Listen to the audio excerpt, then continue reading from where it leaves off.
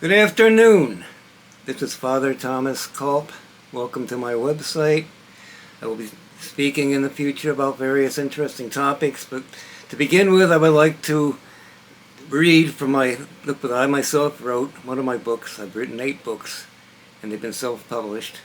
And this one is called Many Mansions, and I will read it to you, and I hope you enjoy it. Okay, Let not your heart be troubled. You believe in God, believe also in me. In my Father's house are many mansions. If it were not so, I would have told you. I go to prepare a place for you. That is the introduction to my book, Many Mansions. Greater love has no man than this, that a man should lay down his life for his friends.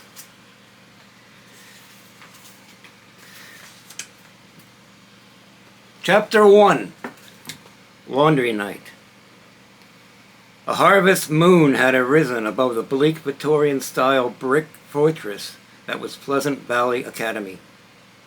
The chill wind moaned softly through the stunted pines that formed the protective barrier shielding the institution from the view of the occasional passing motorist. The air was crisp and faintly tinged with the damp mustiness of the surrounding wetlands. From somewhere in the distance, the yipping cry of coyotes pierced the night, intermingled with the hooting of an owl and a gnarled oak tree tucked among the shadows. Up on the 4th floor in Ward D, however, none of this was apparent. The hot, stale air was suffused with the smell of disinfectant and the pungent scent of human body odors. The bare light bulbs encased in metal cages cast a bright glare upon the peeling institutional green paint on walls and ceiling, and the faded, cracked linoleum on the floor. The atmosphere in the ward was quiet and subdued. At last, after a typical day of wailing, yelling, screaming girls going about the business of bare survival in a world that for them had lost all color and meaning. 28 inmates had been committed to a drug-induced slumber for the night. But creeping in the shadows of the alcove at the end of the ward was a solitary girl, so small and unobtrusive that she often went unnoticed by staff and fellow inmates alike. She waited expectantly, motionless as a cat, poised to spring upon its prey.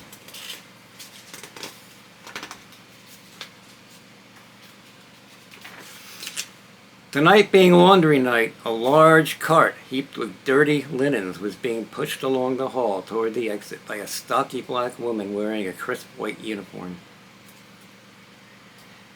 Since this is where it all begins, I'll just say a bit about myself. My name's Angel Santana. I'm 14, but I really don't look it. I'm small for my age, barely 100 pounds, underdeveloped, and not in the least bit attractive. That's why I really hate looking in mirrors. Sorry for interrupting, but really I know Angel better than she knows herself. I suppose she can't help always putting herself down, but really, most people do consider her pretty in a rather bizarre sort of way. She has dark skin like burnished copper, chestnut brown hair, and dark brown eyes too big for her face. But none of us are perfect. Up until that fateful day 2 years ago, I lived with my mother in a trailer park somewhere in the middle of America. The exact location doesn't matter. My mother's name is Julie, and she's all alone because my dad abused her, or so she said. Though the funny thing is I don't remember that part at all. There are, in fact, many things I do not remember all too clearly, and other things I do remember that I have every reason to doubt ever happened. But after all, I am supposed to be crazy, right? Anyway, my mother finally got the nerve to leave my dad, whom I barely remember, taking me along for the ride, and she set up shop as a fortune teller. Much of the time, though, she just lay in her room with the curtains drawn, doing nothing, except maybe looking into a place only she could see while thinking her own dark thoughts. That's when she was depressed, which was probably most of the time, But then it was like she shifted gears for no apparent reason, and she'd be almost bouncing off the walls. I never knew what to expect from one day to the next, which was rather stressful, but it did make life kind of interesting. I can't be certain when Selena entered my life for the first time. I think it must have been 4 or 5. I do recollect an occasion when I was very little, and I took off to hide. I think I climbed up into a tree, or some obscure place where no one could see me. I just need to be alone most of the time. I always have. I get stressed out when I'm around people. Anyway, I somehow knew how to slowly turn myself inside out. Or at least that's what it seems like to me, and I don't know how else to express it. Perhaps that was when she started coming to me. And then, as time went on, she began to appear more often. Now she's with me pretty much all the time, though I can't always see her or even talk to her. When you're a little girl and you have an imaginary friend, people think it's cute. When you're 9 or 10, they start looking at you funny. Especially when you go around talking to someone no one else can see. I did realize early on that only I could see Selena, and I tried to be careful, only talking to her when no one else was around. But sometimes I forgot.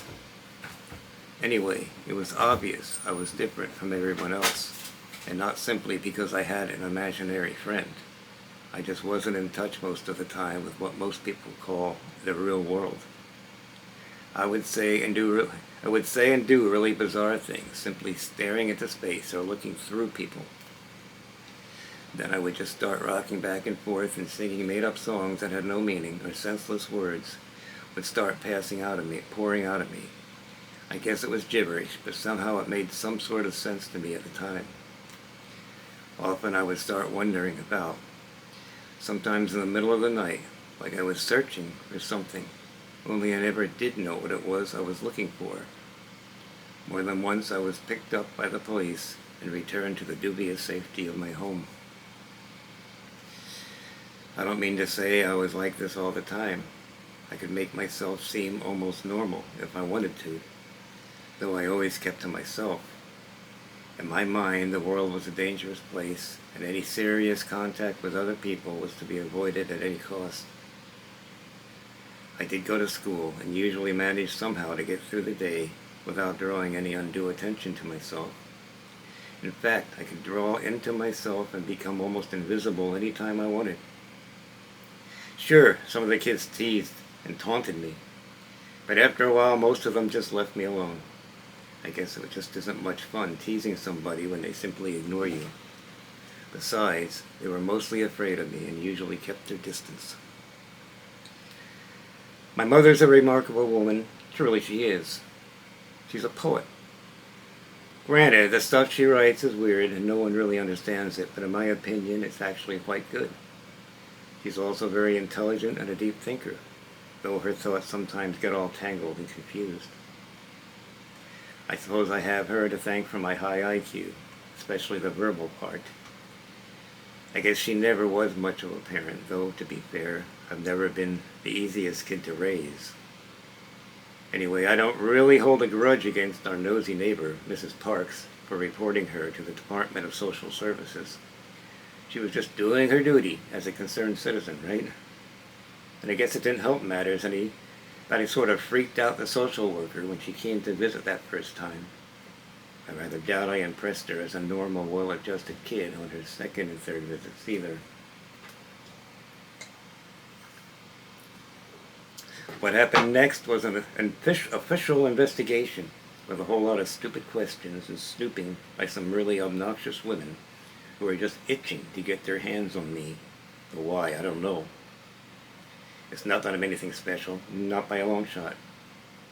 Anyway, there was finally a messy court hearing at which my mother's parental rights were terminated.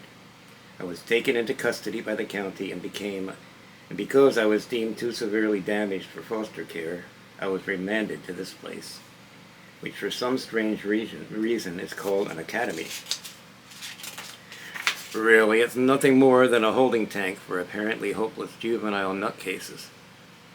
As for its name, it's neither pleasant nor in a valley. Actually, it's situated upon a small hill. From the outside, it looks like some bleak prison or insane asylum from 150 years ago. Inside, it's utterly drab and dreary, the most depressing place I've ever seen or imagined.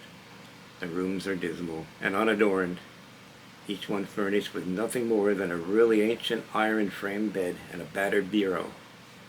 The windows are barred and the floors are covered with faded linoleum.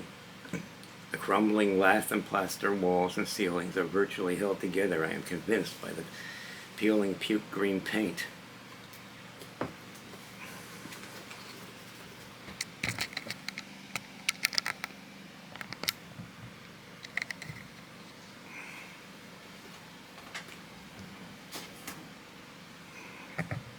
Okay.